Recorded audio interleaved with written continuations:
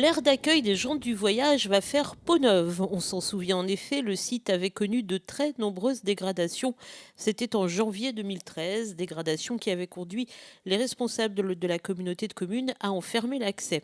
Lors d'une visite, d'ailleurs, la sous-préfète avait constaté les dégâts et depuis, le site s'est encore détérioré puisque les portes des sanitaires ont été arrachées et tout le câblage électrique enlevé. La première fois, ça avait été un petit acte de vandalisme. L'assurance donc avait prévu de nous rembourser. Ça s'élevait à quelques milliers d'euros quand même, mais il n'y avait pas trop de dégâts. Et puis il y a eu un deuxième acte de vandalisme où tout a été démoli tel que vous l'avez vu sur les images ou tel que vous le voyez derrière moi. Eh bien, la communauté de communes a décidé de remettre en état cette aire d'accueil, bien sûr, hein. Il s'agit de revoir la totalité des travaux puisque les gens du voyage ont entièrement cassé et récupéré tous les matériaux et notamment le cuivre qui se retrouvait au niveau des câbles électriques. Reste que la loi oblige la communauté de communes à disposer d'une aire d'accueil des gens du voyage. Il a donc été décidé d'entamer des travaux de réfection. Bien sûr, il s'agit d'une obligation. La loi nous oblige à remettre en état cette aire d'accueil et à la mettre à disposition des gens du voyage. Donc c'est ce que nous allons faire actuellement. Nous allons la remettre en état pour qu'elle soit disponible à la rentrée scolaire au 1er septembre.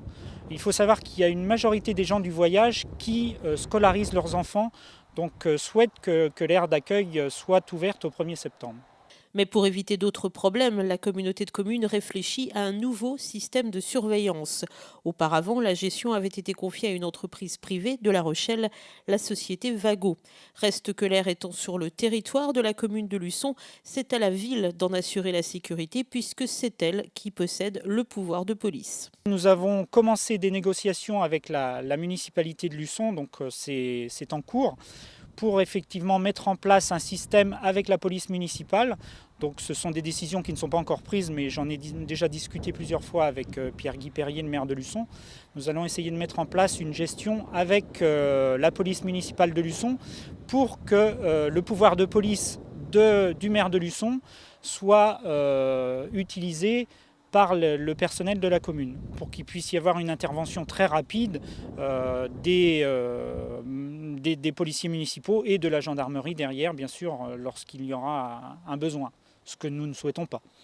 Le coût de la restauration est estimé à 360 000 euros, sachant que l'assurance doit rembourser 285 000 euros.